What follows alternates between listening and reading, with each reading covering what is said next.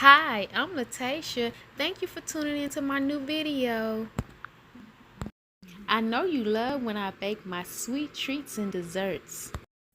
So I bake simple, prepackaged mini sugar cookies. I'm using one of my favorite cookie dough brands. Next, I will break the cookie dough drops apart and then I will place them on a non-stick baking pan, making sure that I leave a little space between each individual cookie dough drop.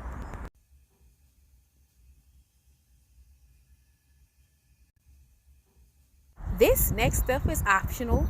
I will then use pre-cane sugar and use a spoonful to sprinkle a little bit on top of each of the sugar dough drops to give them that sweet old-fashioned sugar flavor taste.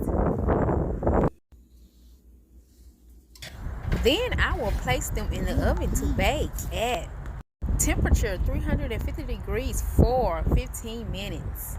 The sugar cookie should be lightly brown after rising. Yum! Sweet mini sugar cookies all done.